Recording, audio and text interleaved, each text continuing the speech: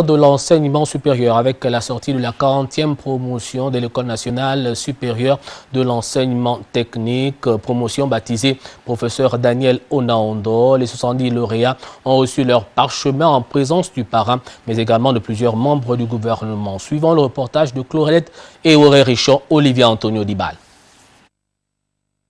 Choisi parmi tant d'autres personnalités de notre pays, le professeur Daniel Onaondo, Premier ministre chef du gouvernement, a rehaussé de sa présence la cérémonie de remise de parchemin aux 70 lauréats de la 40e promotion de l'École normale supérieure de l'enseignement technique de Libreville.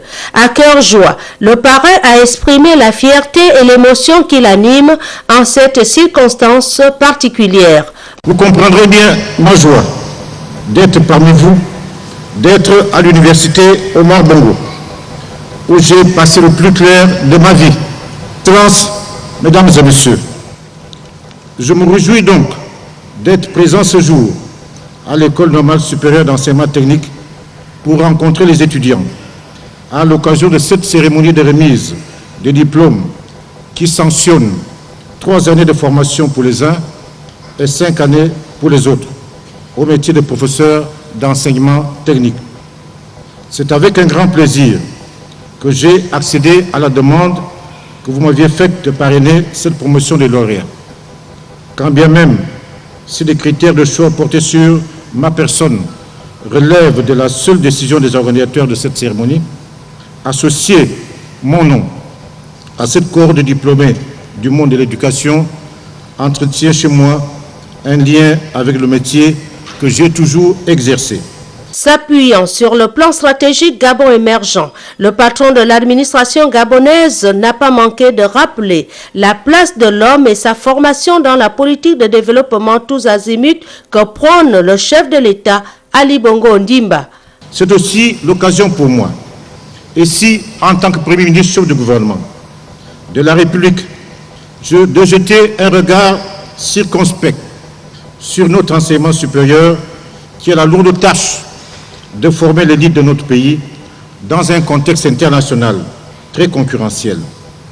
La professionnalisation des formations dispensées dans nos universités et grandes écoles apparaît aujourd'hui plus que nécessaire pour éviter que cet enseignement supérieur public ne soit perçu comme la fameuse fabrique des chômeurs. Il nous faut de plus en plus rapprocher les formations des besoins de la société. L'aphorisme de Jean Baudin, « Il n'est de richesse que d'homme », nous rappelle cette centralité de l'homme dans tous les processus de création de la richesse. Le Gabon, notre pays, regorge de toutes les richesses, de plein de richesses.